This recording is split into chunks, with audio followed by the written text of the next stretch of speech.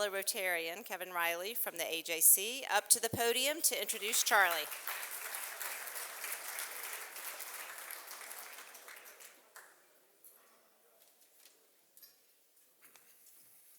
Well, good afternoon, everybody.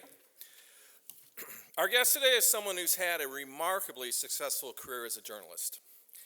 And he's turned his attention to the work he loves and to doing something about journalism's imperiled future. Charles Sennett is an award-winning correspondent, best-selling author, and editor with 30 years of experience in international, national, and local journalism. Sennett worked for many years as a reporter at the New York Daily News and then the Boston Globe, where he became bureau chief for the Middle East and Europe. Sennett has also served as a correspondent for PBS Frontline and the PBS NewsHour. He's contributed news analysis to the BBC, CNN, NPR, and MSNBC. He's a graduate of Columbia University's Graduate School of Journalism and was a Nieman Fellow at Harvard University. Sennett's also the co-founder of Global Post, a very highly regarded international news website. But now, Sennett has turned his attention to the future of journalism, and I personally appreciate that greatly. A leading social entrepreneur in new media, Sennett started Ground Truth in 2014, and in 2017, launched the nonprofit organization's new local reporting initiative, Report for America.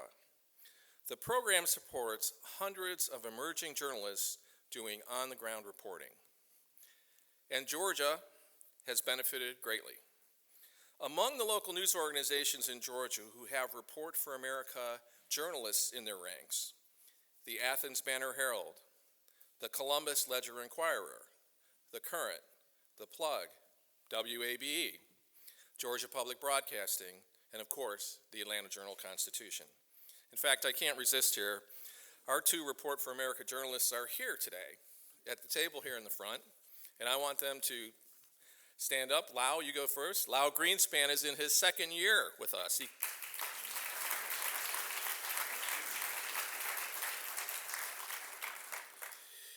He covers immigrant communities, and he's done many important stories, and you'll remember this one. He did the investigation of a work visa scam that lures Mexican engineers and other white-collar workers to Georgia with the promise of jobs commensurate with their advanced education, but instead they end up on assembly lines. That was his story. Thank you. Donovan Thomas is in his first year with us. He's covering healthcare and underserved communities. He's been a little busy with health and human interest stories resulting from the closure of Atlanta Medical Center. He also worked on a great narrative about how Georgia, after a rocky start, has had rare success in confronting vaccine inequity in the monkeypox outbreak. Thank you, Donovan. Now, I'm sure Charles will talk about the huge impact his work is having, and we are seeing it in Georgia firsthand. Thank you. Let's welcome him and Rotarian David Lewis to the stage for a question and answer session. I can't go through David's impressive credentials, but he's a heck of a question asker. So come on up, guys. Charlie, a couple of months ago, we had another journalism-related panel called Local News, Vanishing and Vital. And the panel looked at local news challenges and how news organizations are needed more than ever. The information is needed more than ever for fact-based journalists, as opposed to all those other things, to ensure that communities can survive. Now, we have this little thing called an election tomorrow, and one of the key subjects of many is the state of our democracy. Let's start by talking about how local news fits into the very nature of our country and our society. Okay, I will do that. And David, it's good to be up here with you. Oh, thank you for having me. Likewise. I just want to thank the Rotary Club too. I'm honored to be here. Truly, thank you for the warm invitation, Kevin, and to the whole team here, and the warm introduction, Kevin. truly think the work all of you are doing is so tied to the need for local news. So I'm eager to hear some of your input on this. But to try to answer your question, because I know you're a man who likes your questions answered, David, I think that the moment we're in with the way local journalism is in crisis in America is truly a crisis for our democracy.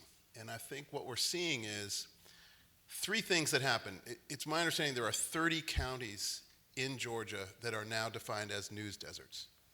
So that's 30 counties where there's no news organization covering the daily life of that community, no one holding people accountable, no one holding up the idea that there should be public services that are accomplished and that are done, all that great work that local journalists do, like our amazing two reporters who are here, Lau and Donovan. Those stories they do are what make a community work, and they're needed, and they are not partisan, and they are not anything that is other than a community paying attention to its residents and to really looking out for them.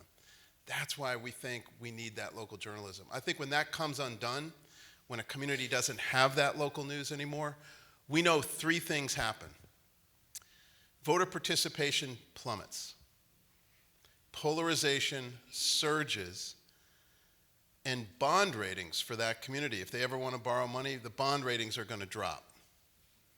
So local communities need to be thinking about this public good of local journalism if they're going to have a community that thrives. And I think if we want to step back, and it really doesn't matter where you are on the political spectrum, I think all of us would agree our country's more divided than ever. And I think that division, I think that polarization happens when the ties that bind in a local community are woven together through a local news organization if they're doing their job right. If you're going to be covering the closing of a hospital, if you're going to be looking at whether or not immigrants are being treated fairly when they're invited here for one thing and given another, if you're going to look at the condition of roads or whether or not your new school needs a roof, none of that is partisan. That's just what's happening in your community. When we lose the local news organizations that tie us all together for that kind of coverage so that we can make good decisions together collectively, you lose that. And I think communities come undone. They start to fray, they start to pull apart, and then we all can go to our news groove where our own opinions will be reinforced, and that's what's happening. People leave local news and the news they need right in front of them, and they drift toward an algorithm that keeps driving them to their own opinion.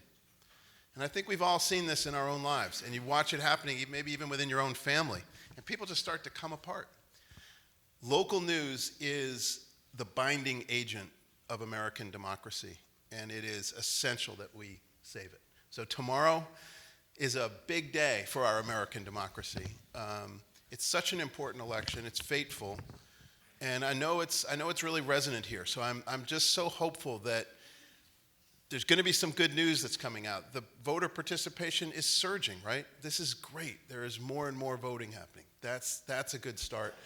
I am worried about your local news environment here. There's a lot of attention that needs to be paid to it, and we can talk about some of the amazing initiatives that are going into trying to do that. But did I answer your question, David? You did okay. Of course, Charlie, you started your career at the Bergen Record and then at the Daily News, and we met shortly after one of the great local New York stories that was at the same time a huge international story, which was the first bombing of the World Trade Center in 1993, where you were at the Daily News and I was at CNN. And that was a story that then sort of began your international career and all of your work in Afghanistan and Iraq and being based in Jerusalem and so on. So I would like you to talk, and you spent, he would say, I was talking to General Petraeus today. I mean, he was at the front lines all over the place. But talk about the connection in this age of disinformation between what you see going on out in the world of global journalism and local news. Okay, thanks. I mean, that theme is drawn together through the idea that the crisis in local news that's a crisis here in democracy is really a global crisis. We're seeing this same crisis in local news in Brazil, where they just had a very important election themselves. They had a real rising autocrat in Bolsonaro, and a collapsing local news industry that allowed a lot of misinformation and disinformation to fuel the electorate inside Brazil. We see this in places like Hungary. You've probably heard of Orban's, this incredible authoritarian who is thriving because he puts out misinformation and disinformation. We see this in India under Modi, who also has really been strongly criticized for propelling misinformation, disinformation, and creating a real divide in his own country that has wrought a lot of violence and a lot of division. Every corner of the world, there's an expression of this collapse of local news where you see democracy erode as a result. And one of the most interesting ones for me that I've discovered recently is, I was just in Ukraine, because we also pay attention to that international community. So we have Report for America here in the United States. We have pretty close to 300 reporters in all 50 states, more than 200 newsrooms. But our organization also has paid attention to international reporting. So we also have Report for the World, and we're in 8 countries that are facing similar problems. Same model. We support the reporter, we pay half the salary, and we help the news organization to raise the other half. We call it teaching them to fish. And we really want to get them to be thinking about revenue streams, thinking about how they're going to make their own businesses work, maybe develop foundation support or community foundation support, or internationally to think of ways in which they can get support for their news organization. And again, we pay half and they pay the other half. So through Report for the World, we're in a lot of different countries, and we just started up a new partnership in Ukraine with an organization I love called Ukrainskia Pravda. And they are a very impressive organization. First time I meet the editor, she starts to tell me about the collapse of local news in the Ukraine, which began in the Donbass. And all of you are reading about the Donbass, and you're reading about how the breakaway basically that community was pulled away from Ukraine, and there were militias that became aligned with Russia. How did Putin accomplish that? The first thing he did is to defund and get oligarchs to destroy the independent news organizations that were starting up in that area. Get rid of them first, and then the soil is fertile and receives misinformation and disinformation, and it grows. And we've watched that in Ukraine. So I just want to share that while you feel it right here in Georgia, it is a global phenomenon. It's something we need to think about globally.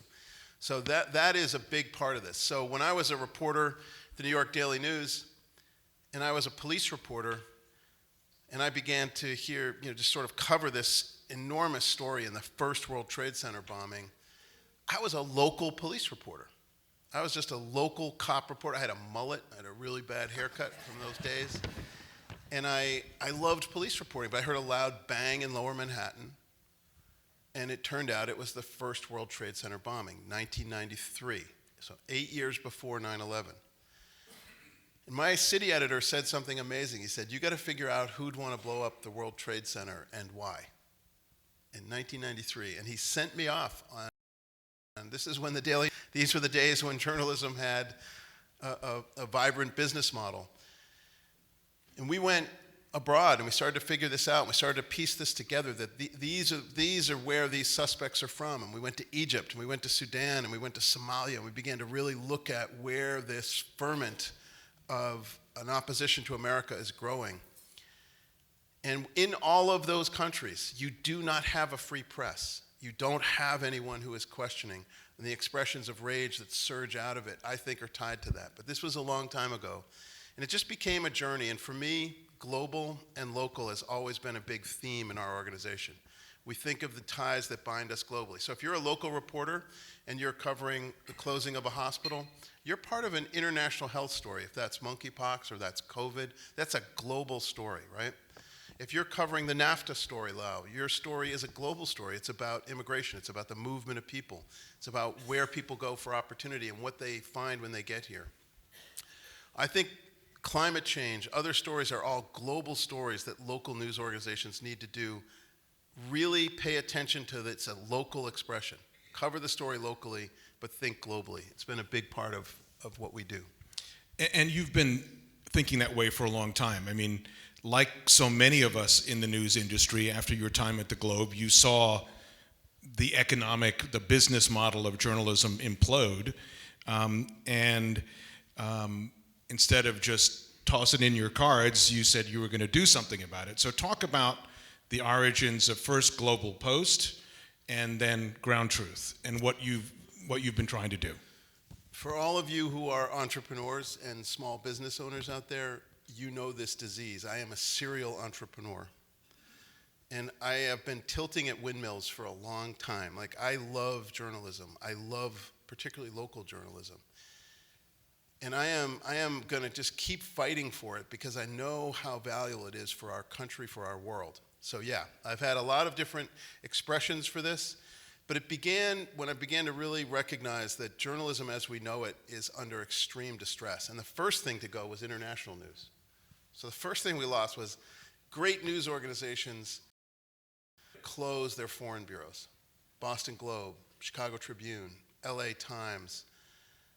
The Atlanta Constitution always had someone through their organization, through their parent company, who was covering global stories and out there in the world. All of those foreign bureaus closed, and then we became fewer and fewer eyes out in the world. That was the first thing I started to work on. That was called Global Post. We were like a great indie band. We did great journalism, but we had no business plan. It was for profit, and it was a flawed business model, candidly. But we produced great journalism, and that's when I made a pivot to say, okay, we had 75 foreign correspondents in 50 countries. We were winning all these awards, but what's the long-term game here? How are we going to sustain it? And I didn't have an answer for that. And I pivoted to the nonprofit model and started what's called the Ground Truth Project. The Ground Truth Project started out of Global Post as a recognition that I think the best way for journalism to really grow and thrive right now is to think about every revenue stream you can have. So at the Atlanta Constitution, they have done a wonderful job at becoming a hybrid with nonprofit revenue streams, but also good old-fashioned advertising and business models that are for-profit. The public radio stations in this state are amazing. They have really understood the nonprofit model. In fact, we model them all the time. The idea of having community-based news organizations where you call on the community to fund its own news organization is brilliant. It's been around a long time. It needs to be vitalized and it needs to be nurtured. So that pivot to nonprofit was a success for us. And the Ground Truth Project launched Report for America in 2017 as a nonprofit. So we raise money from foundations and from individuals, and we, as I say, pay half the salary, and then we work with the local news organizations to work with community foundations to raise the other half, or help them find revenue streams if they want to do events or if they want to find other ways to raise revenue. That model is thriving, it's really working, we're feeling it. And I'd love to hear any questions you might have, but I want to sort of assure you, our funding base has no politics to it. We consciously go after funders who we know will balance each other, so we are not owned by anyone. So if we get what you might call the Ford Foundation, you might describe them as left-leaning, although I'm not sure Henry Ford was considered left-leaning. But certainly the foundation, you could say, is about social justice. It does a lot of work that I could see perceptually that might be taken that way. But we go after other funding too. We have the Koch brothers as funders as well. And so we are adamant about keeping our own balance, staying true to that idea that journalism needs to be apartisan. It really does. And its core, it has to be. And we want to, with young reporters, we're constantly trying to tell them, like, leave your opinions at the door. We don't care about them. Keep doing the great work like these two great reporters are doing. And that really has been my journey as an entrepreneur, is how are we going to crack the code here? What do we do for those of us who exist in what I call the radical middle? These days, it's easier to make money if you hit one extreme or the other. Just ask MSNBC or Fox. When you care about the radical middle, the idea that you want to be a neutral observer, you want to try to be on the ground, it's a much harder business model. And I think, like hospitals and higher education, there can be a wonderful and very effective combustibility to a business that is a nonprofit. So I have a friend who I won't name, but he happens to have been the editor of the Boston Globe, so you can figure it out. He's my buddy, and he would say to me, like, Charlie, we're not in the business of tote bags. We don't do nonprofit. And I said, hey man, there are two businesses in our town of Boston that do pretty well. Hospitals and higher education that are nonprofit. This isn't a frumpy business model. This is a business model that can be high charged and have great eagerness to accomplish a lot. So I'm trying to really build that culture with our team. We have two great members of our team here, Scott and Todd, who work on this with me every day. And that's what it comes down to as a nonprofit, is how do we inspire funders, donors, and newsrooms and the reporters, or core members as we call them, to become part of a movement, a real movement to restore journalism from the ground up. Well, I want to know how you've got, I think, 289, almost 300 young reporters out across the 50 states right now, including a couple that are here. I want to know how you persuade people to come into an industry where you're overeducated, underpaid, and are going to be called enemy of the people. Where do you find, these young people who want to do this? They, like me, have a certain Just DNA. lift your microphone up a little. They, like me, have this passion for journalism. If they don't, they wouldn't be in it. You're right. It doesn't pay enough. It is a calling. Journalism is a public service, and we're trying to speak to that. So when we get people like Lau and Donovan, we say, we want you to come and serve. We want you to serve a local community by covering the death of a hospital or the crisis at a hospital, or an immigrant community that needs someone looking out for them, or to go and cover planning boards and boards of education and really look at these stories because they serve communities. And if you can draw on that spirit of public service, I think you can pull them in. I am of a generation, we are of a generation, I might say, David, that is sort of the Woodward and Bernstein generation, right? As a kid, I was growing up thinking, wow, those guys are amazing, and like that is the Watergate era. Journalism had all these mavericks who were producing this great stories and really, kind of out there sticking it to the man. No one talked that much about public service. It's always been the highest prize of the Pulitzers is the Public Service Award. Yet, there was a part of journalism that I think became cynical, and I think journalism has really, over many, many decades, sort of lost its way. I think we have to be much better at what we do. And we lost our way when we thought that journalism is about us, or the journalism is about us going out and just, taking people down and trying to be thinking of impact as this sort of self-aggrandizement. I do think that infected journalism a lot. And it became awkward to be almost patriotic in talking about public service. I think that journalists need to get over that. It is a time to fight like hell for our country, for our democracy, for our Constitution. And journalism plays a sacred role in that mix. And we're going to have to kind of get over ourselves and get back to work and get out on the ground and do the really good and noble hard work that is public service. So I go around this country saying things like that to try to inspire public service. So Donovan and Lau, please stay seated if that was convincing to you. We know from Kevin a couple of the stories that his Report for America reporters have been working on, but give a couple of examples of the other things that Report for America reporters have done across the country since you started in 2017. Thanks. I'll try to hit a lot of different regions. So one series that I really love is in Maine. Young woman reporter there, an investigative reporter for a really strong nonprofit in Maine that's looking at public service journalism. She began to find out about a prison contractor who ran the phone systems, and they were taping the recordings of the inmates talking to their own defense attorneys. That is against the Constitution. That is a violation of the law. When she broke that story and she put that out there, I think she's going to change the way that organization approaches its contracts with prisons. And the prison officials who allowed that to happen are going to be taken to task as a result of her excellent reporting. Different part of the country, in Appalachia, we have a young reporter who grew up in Appalachia and worked there.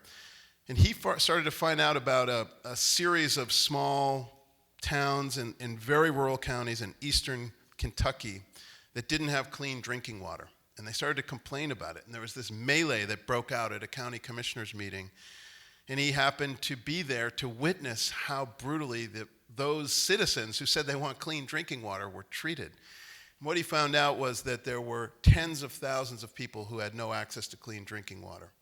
And he began to really go at this story. And he literally got clean water restored for people. So I was with him in eastern Kentucky in Pike, if you know Pikeville.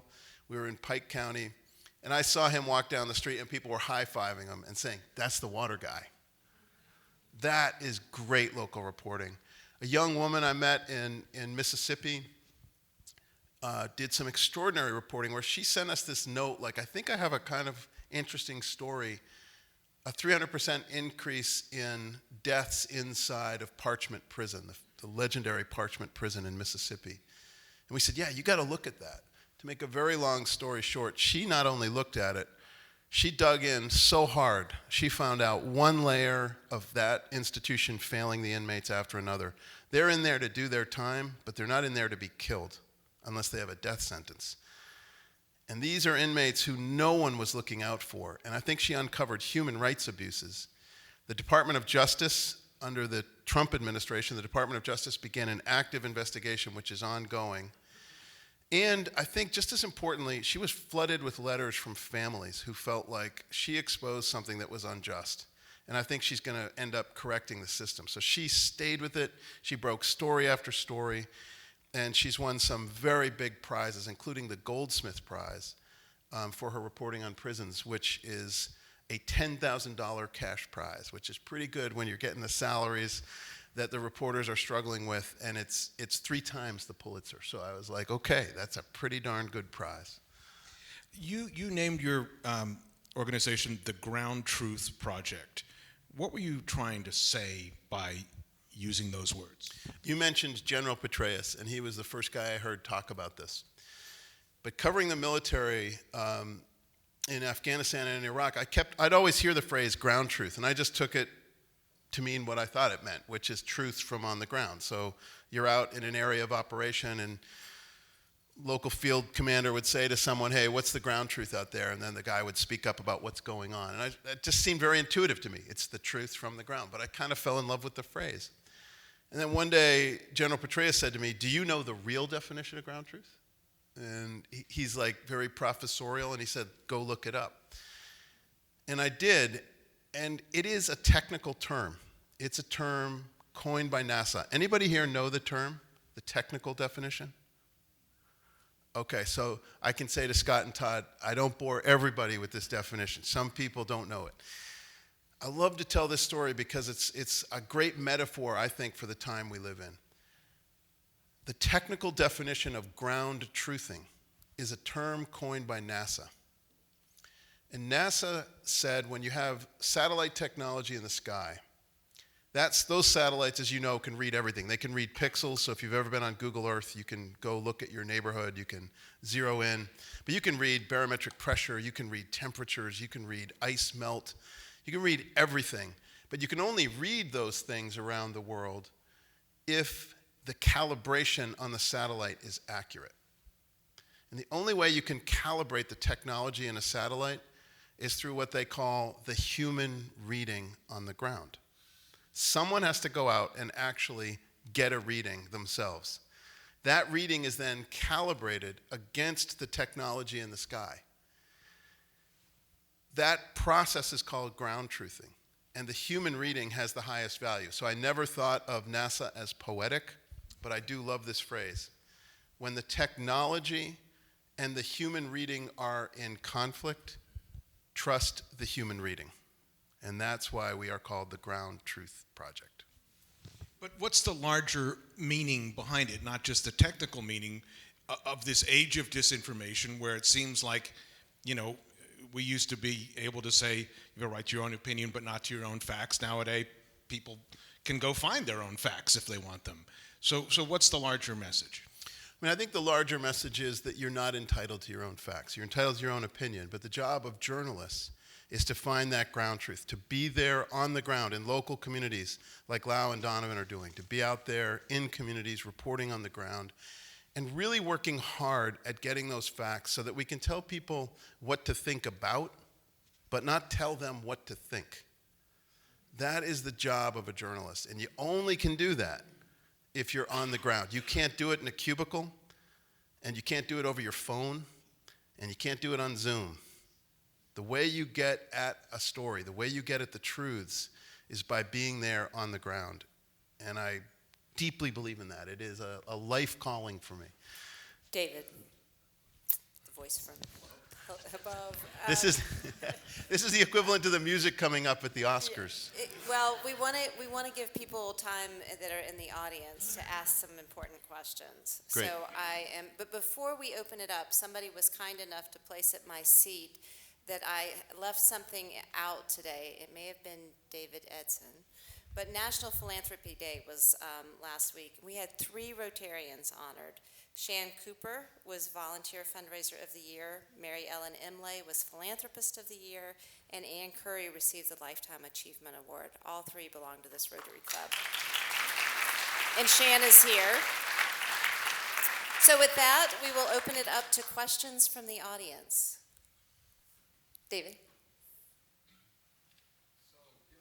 How extreme things are in the country right now in terms of misinformation and polarization, how can you help keep local news truthful and bipartisan? Thanks. It is a great question. It's the question of the moment as we go into this election. I think it is the work of journalism to be better at what we do. I mean, candidly, journalism has a lot to answer for. We haven't done our jobs well. And we're going to have to try harder, do better, and we're going to have to sell who we are, both in the nonprofit sector to donors, but also on the commercial level. I mean, we're going to have to just continue to do the hard work of getting at the truth. Truth is very hard work. But truth is the foundation of a democracy.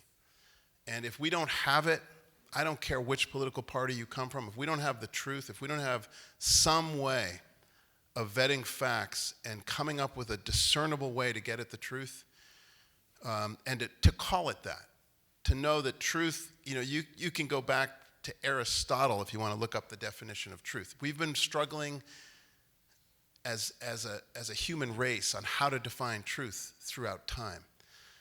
But when you look at the great philosophers, they all kind of boil it down to one thing. It is, you know it when you have it. It is about facts. It is about discernible facts. It's about process.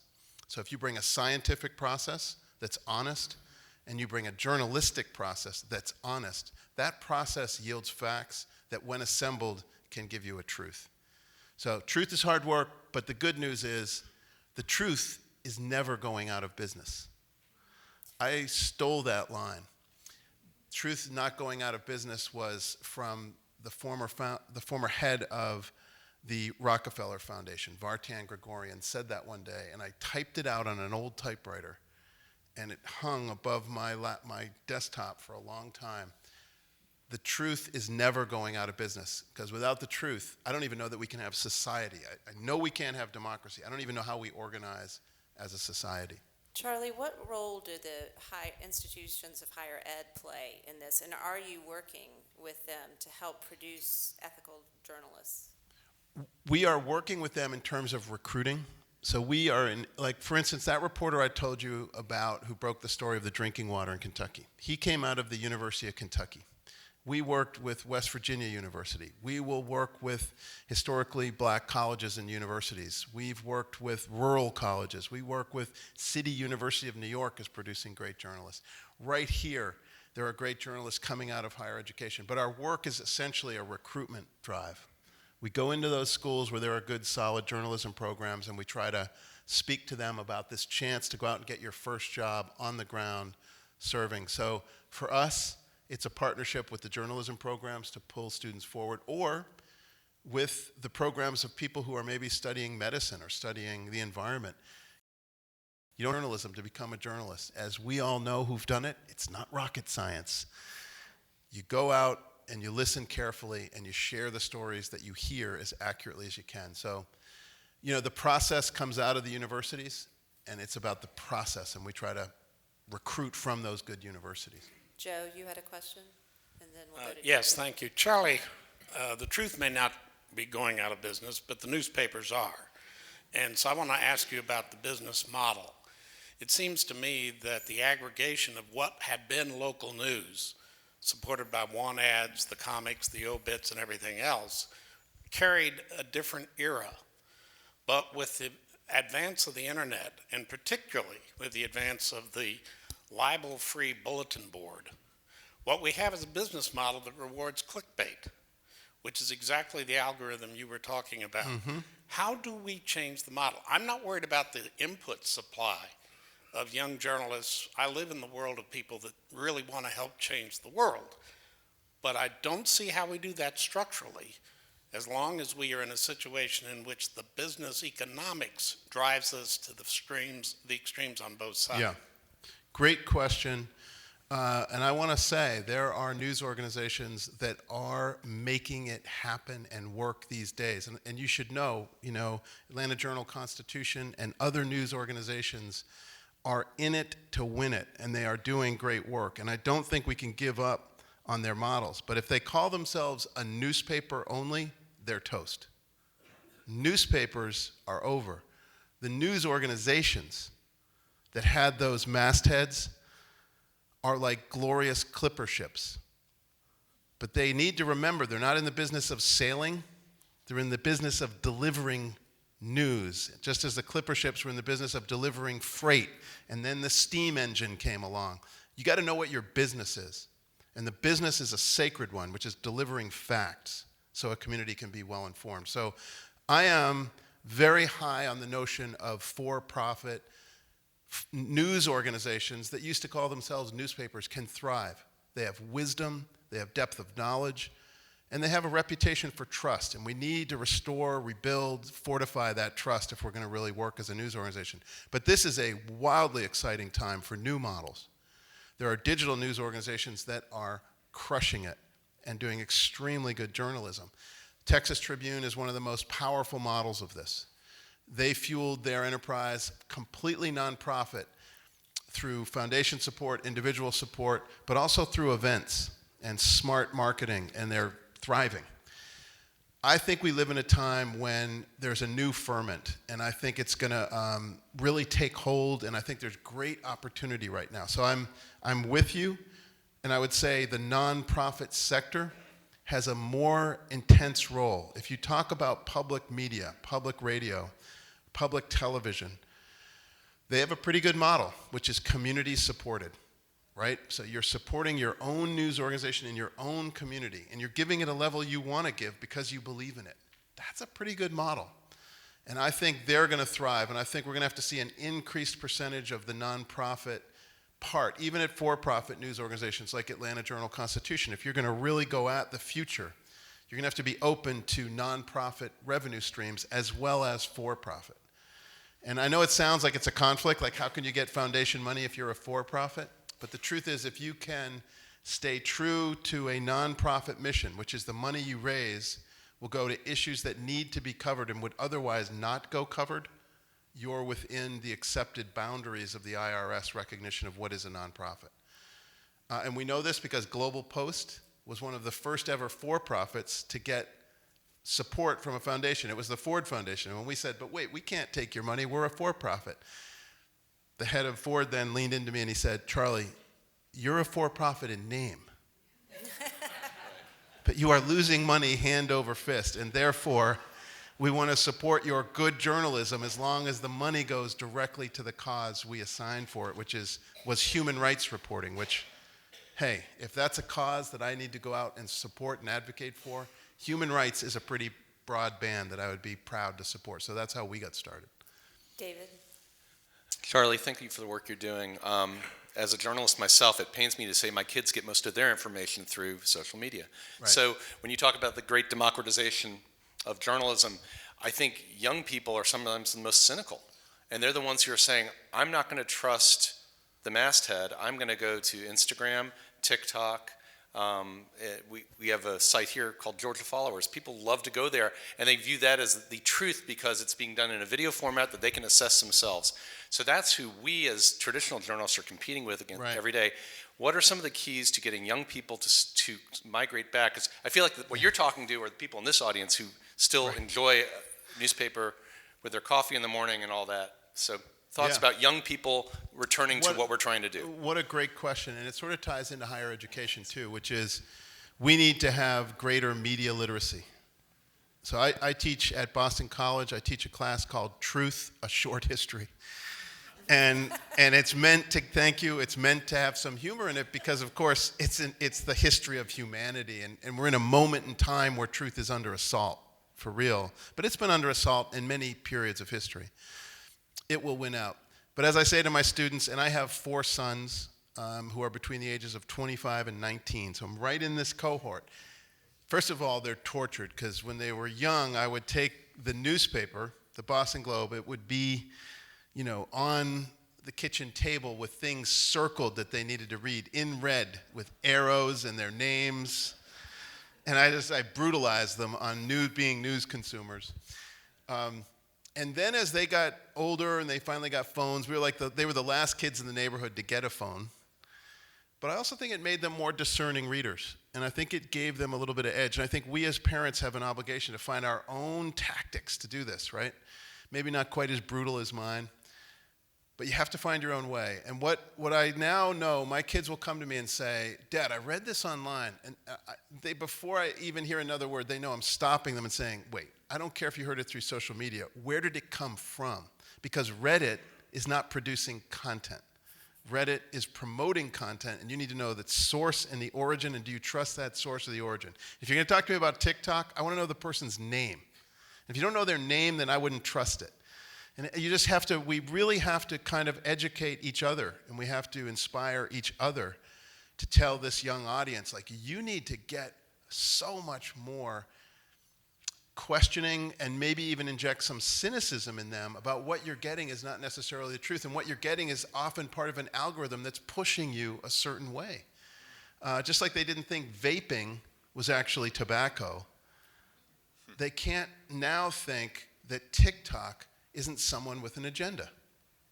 You need to get hip about what you're reading. And I think media literacy is a huge future, really important area for all of us to keep funding, supporting, and doing on our own sort of quiet, low-level, psyops, tactical way with our own children or grandchildren. So I told Charlie that he is welcome to stay in this room as long as he would like, field any questions, get the ground truth of Rotary here today. But please, I know many of you have to go, join me in thanking Charlie and David for bringing me. Thank you, man. Thanks, David. Thank you.